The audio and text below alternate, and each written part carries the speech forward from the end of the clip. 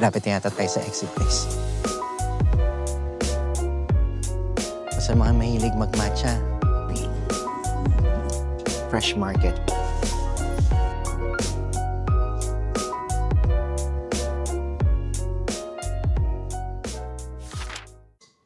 Hi guys, good morning and welcome back to my YouTube channel. This is Joel. So today guys is officially our 4th day here in Japan. So dito pa rin tayo guys sa Kyoto nag-i-stay.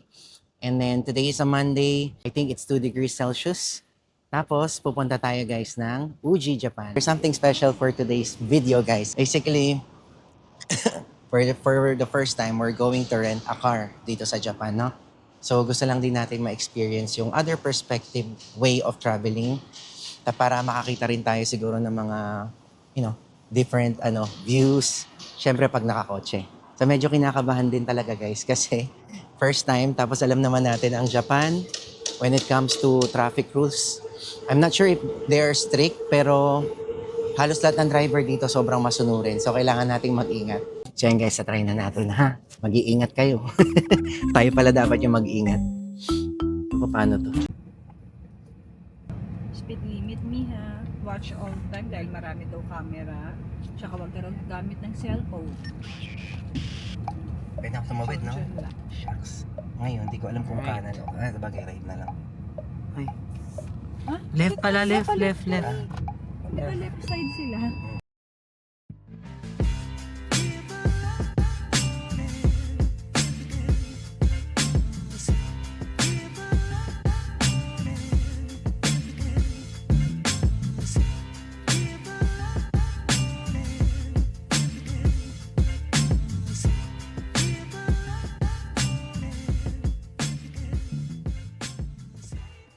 Hi guys, nandito na tayo at nakarating naman tayo ng safe sa Uji.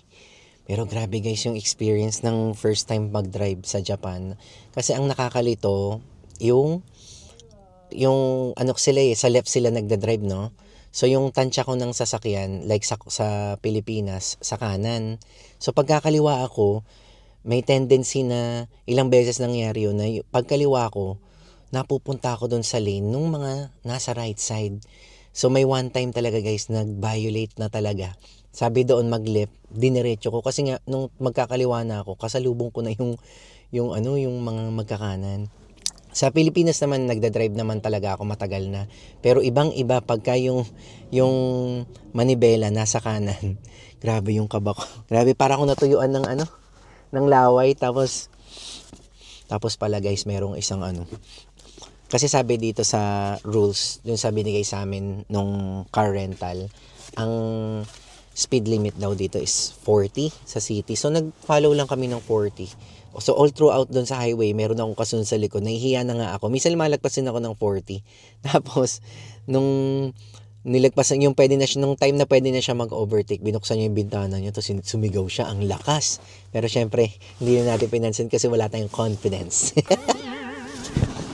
Okay, mamaya na lang guys, punta tayo dun sa Uji, explore natin. Ang Uji daw is a matcha town, okay? Tapos marami din daw ditong temple, shrine na pwede natin i-explore. It's going to be a very chill day kasi ano oras na ba? I think it's around 1:30 PM na, no? Yun. So parang half day tour. Pero technically guys, papunta dito, if you are driving a car, from Kyoto Station should only take around 16 minutes. Pero kami umabot guys, 30 minutes. Kasi ilang beses talaga akong kumaliwa kung saan-saan. Oh, wow! Yes. So our first stop guys is Byodo-in Temple. So ito yung kanilang ticket prices. So for adults, individual 700 yen.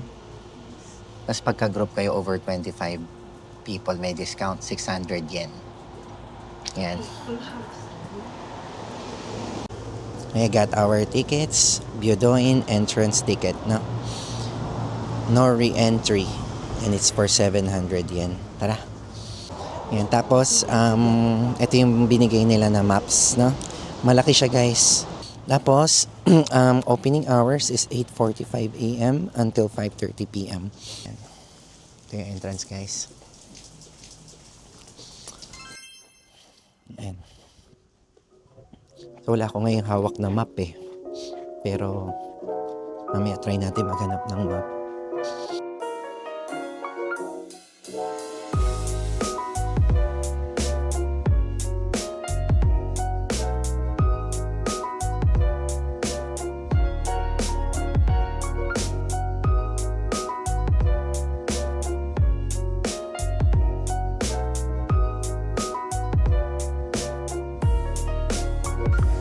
Tapos ang nasa gitna is itong Phoenix Hall. Yung nasa 10 yen coin ng Japan. Sobrang chill ng vibes, guys. Sobrang tahimik.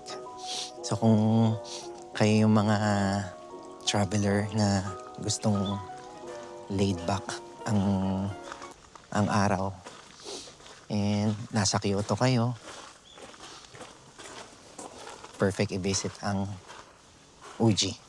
Parang ngayon lang suminag yung araw ng todo-todo. Simula na dumating kami dito sa Japan. Tapos ang lamig-lamig ng temperature. Pero ngayon, mas gugustuhin mong tumapat dun sa araw. Ang sarap sa feeling. Naglapit na yata tayo sa exit, guys.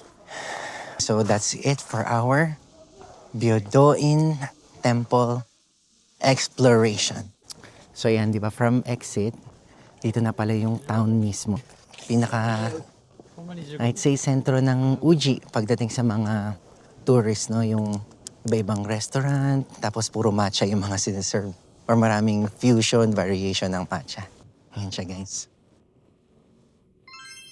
Sa mga mahilig mag-matcha, malunod kayo sa matcha ngayon dito. Joke lang.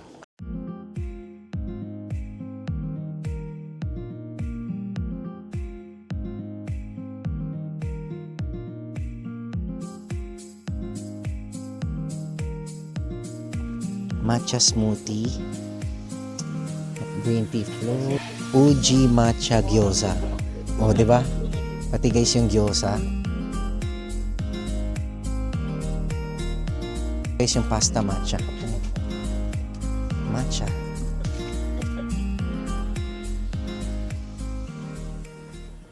So susunod lang tayo kila John, kila Miss Beth, no? Gahanap yata sila ng pwede natin makainan. Hindi lang pala tong street na to. Paglabas, diretso. Another street. Tapos may street din doon. Tapos tatawid ka kayo Oligo. Papunta saan yun, Miss Time? Sa supermarket. Ah, supermarket. Kakain na rin tayo. Okay. Kasi dito Oh, mahal, no?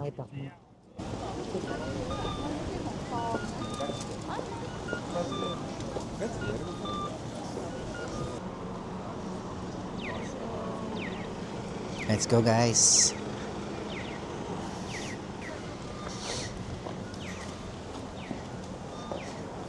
Natin kanina tumawid tayo dito, di ba? Tapos, pinili natin yung pangatlong street. Check natin yung menu dito. Kasi dito, guys, sa sa part na to, mas mura daw yung... Kasi sila nag-check na sila ng mga price eh. Nag-compare na. Dito nga daw mas mura. So, dito na lang tayo magkakain. Ito yung menu. Let's go.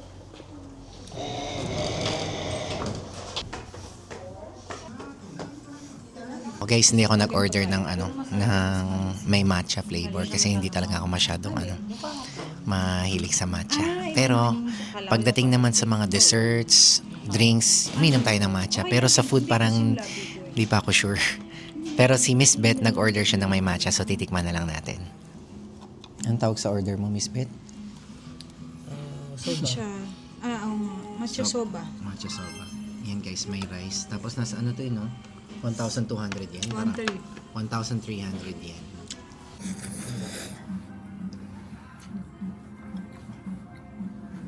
Hindi na siya matcha. Hindi lasang matcha. May bitter less lang ng konti sa uli. Alam ko nga ganun eh, kasi yung mga Titikman din namin yan, syempre, Miss Beth. Try natin Ito may pork. Hindi yung siya kay Miss artificial, yung mga pickled ingredients na medyo matamis. Oops. Curious. Pero sabi nga, hindi naman daw malasa to yun. Okay, tapon. Okay na?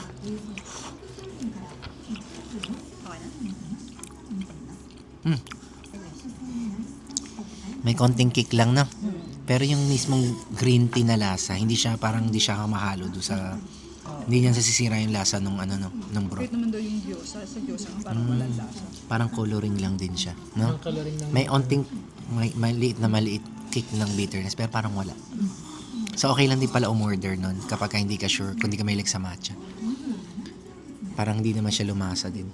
Hey guys, dumating na yung order ko. Curry soba with pork cutlet. Yung sa'yo, John, parang no? Ang liit ng order mo. Parehas kayo ni Miss Tane. Pork cutlet, udon. Itadakimasu. Pork cutlet with mabangong curry, Japan curry.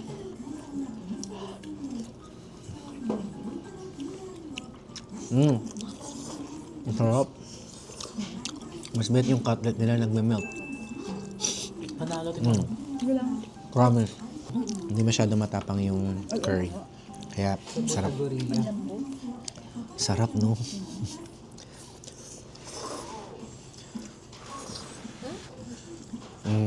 Masarap siya. Di ba? Pati yung curry niya, hindi ganun ka-strong na. Wait lang. Subukan isa. Wait. So, basta curry. Parang mas bagay udon dyan. Ano? Nangyari? Pakainit. Grabe, init. Ayun na. Masarap to, guys. Promise. Di ba, Miss Beth? May konting spice na, no? Kung napunta kayo dito, guys, try nyo to. Masarap.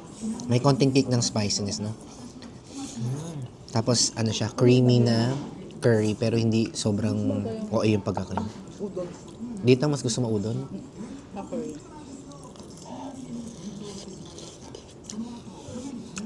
Super lambot ng pork cutlet.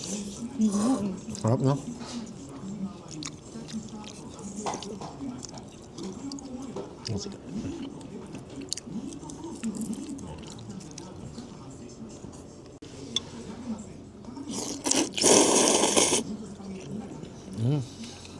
Kailan kaya tayo makapag-ramen, ha?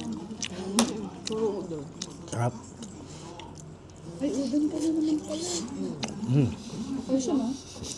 Pag tayo? Ubus na ubus, guys, oh. Super sarap. Try nyo to. Tapos ito yung itsura ng kainan. Tingnan nyo, guys. Simple lang. Lakas maka local vibe, no? And traditional style.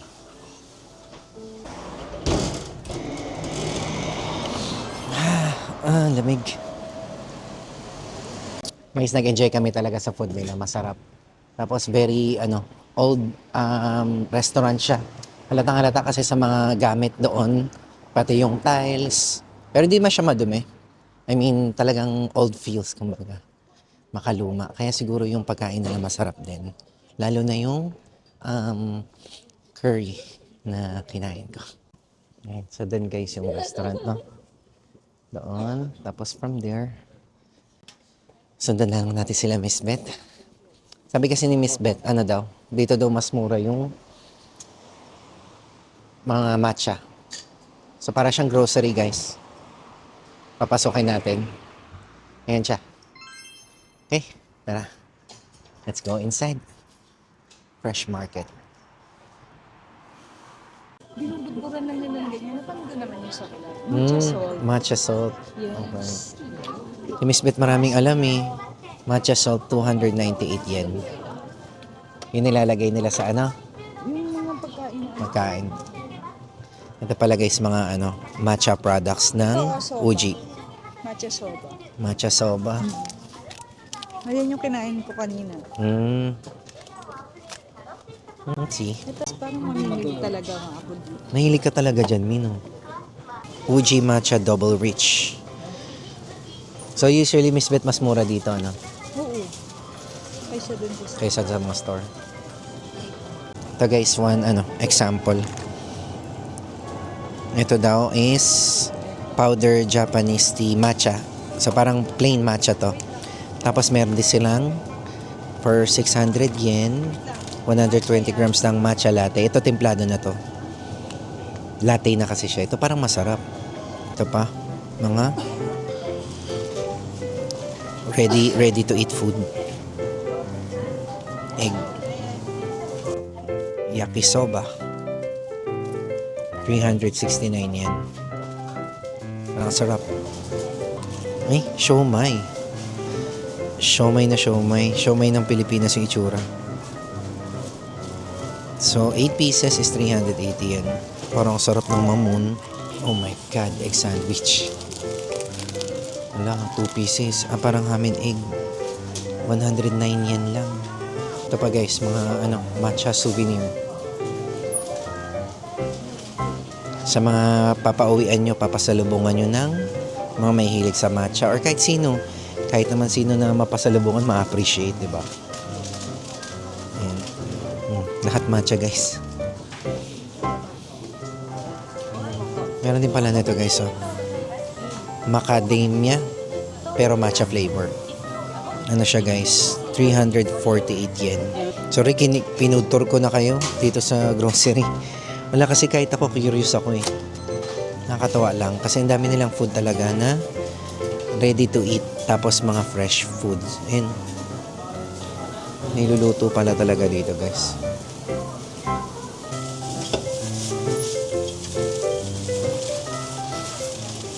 So guys, pagka gusto nyo mamili ng mga pasalubong, pwede dito. Kasi mas mura siya. Balik muna kami ng parking kasi ibababa yung mga pinamili. Tapos, punta tayo sa next destination natin.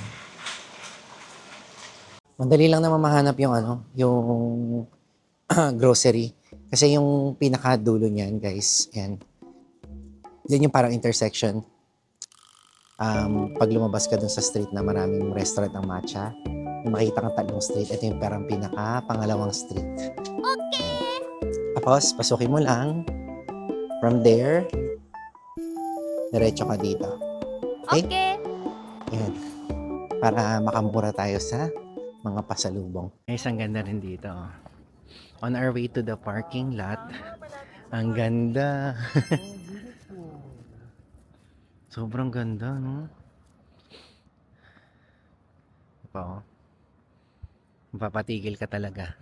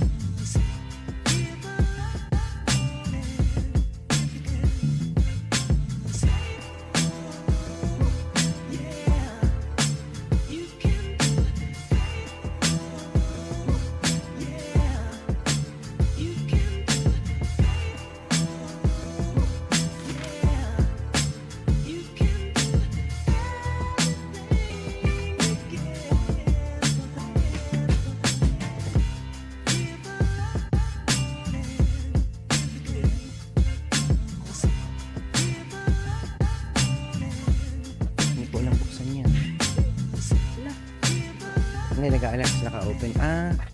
Saan kaya? Ganda guys, no? Kahit dito ka lang tumambay, no? Kape-kape, picnic, ganyan. So, yan ang gagawin natin. Teka, nasaan sila? Wala sila, guys. Hindi ko sila matanaw. Sabi nila dito to. Sobrang dami talagang places sa Japan na napakaganda. Parang di siya nauubusan.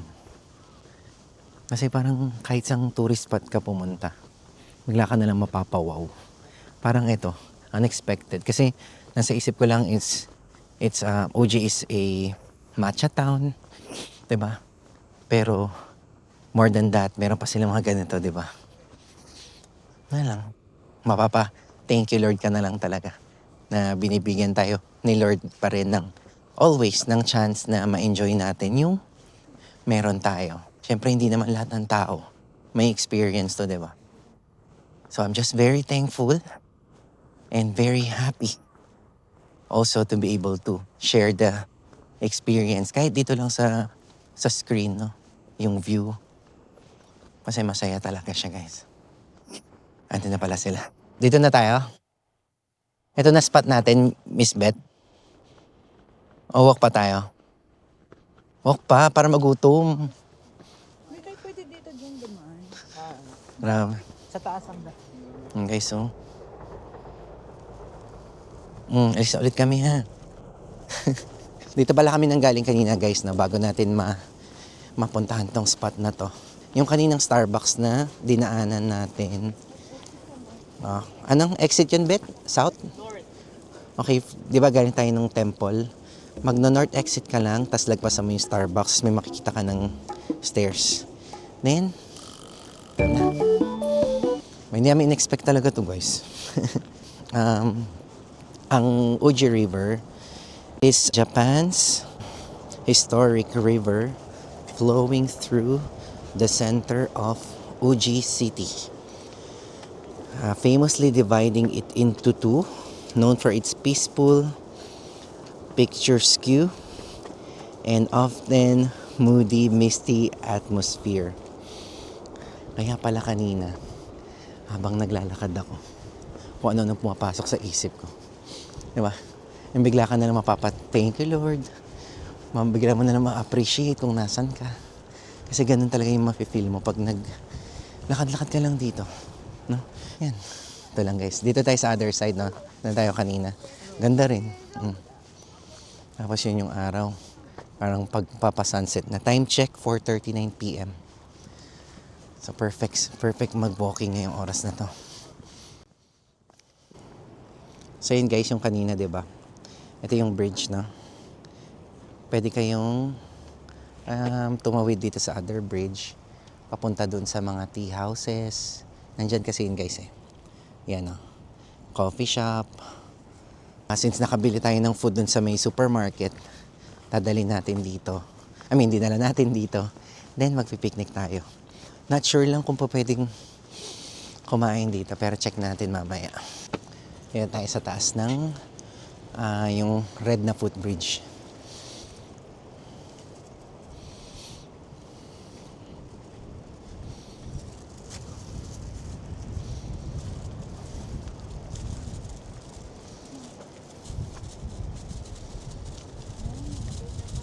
Ayan, guys, pa-sunset na. Tapos di ba tumawid tayo dito ng red na bridge. Pagbaba, ito sasalubong sa inyo, guys. Isang Torii Gate. Ito pala, guys, ang Uji Shrine. Sobrang ganda ng Uji. Na-appreciate ko ng todo-todo na. So yun pala, guys. Ang Uji Shrine, this shrine is dedicated to Uji no Waki Iratsuko, son of the 3rd century Emperor Ojin and younger brother of the legendary Emperor Nintoku. The shrine flourished from the latter half of the Heian period 794-1185 through the Kamakura period due in part of its Rikyu detached. Ibig sabihin, guys, ganun katagal na tong Uji Shrine. Grabe, ang ganda ng Uji. Yan, guys, pasukin natin. Ako lang yung tao ngayon. Ay, meron pala si ate. Sorry naman. F na F ko pa naman. Na solong-solo, no? Ayan, pasok tayo. Niwan na naman tayo nila John, nila Miss Beth. Okay. Okay. Hugas tayo ng kamay. Lamig sa kamay. May panik lang tayo dito. Ang surprising din talaga ng Uji so far. Isipin mo kanina, nandun tayo diba sa mga temple, tapos bigla tayo napunta sa Matcha Town, restaurants, tapos bigla na lang may river na napakaganda. Tapos bigla meron na namang shrine. So far, sa lahat ng napupuntahan namin sa Japan, mapapawaw ka talaga. Ba nung isang araw, nandun tayo sa Omihachiman. White, snow, winter wonderland. Biglang pagdating dito, agad, ancient Japan, no? Talagang mas mafe-feel mo talaga. As yung weather, ang perfect pa. Wala na rin yung snow. Nasaan na sila? Tawid lang ako.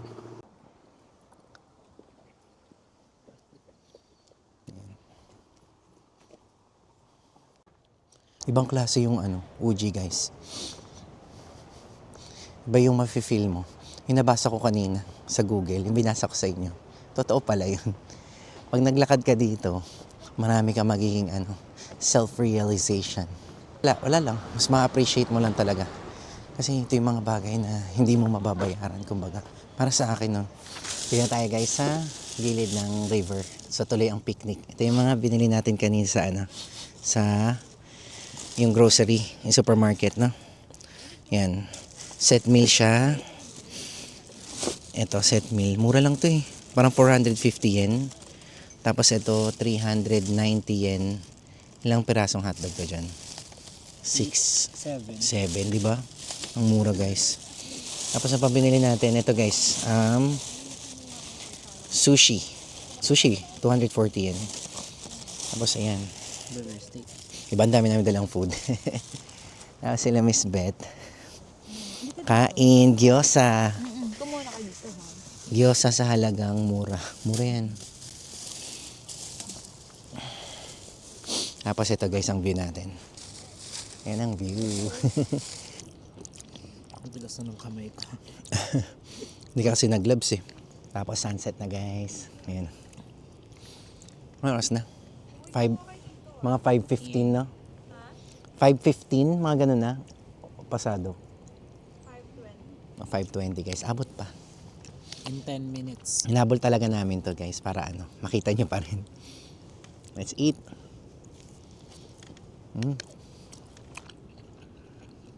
Ay, tikman nyo ito, Miss Beth. Salmon ba yan? Oo, salmon. So yun lang muna guys, end ko na muna dito yung video. Sana nag-enjoy kayo sa ating Uji tour. So ang Uji pala guys, hindi lang siya basta matcha town, no? Marami ka pang pwedeng puntahan. Tapos ngayon dito, syempre ang pinaka-special, itong Uji River na napakaganda. Itong nasa background ko ngayon. So yun lang. Hope to see you guys on my next video. Bye-bye!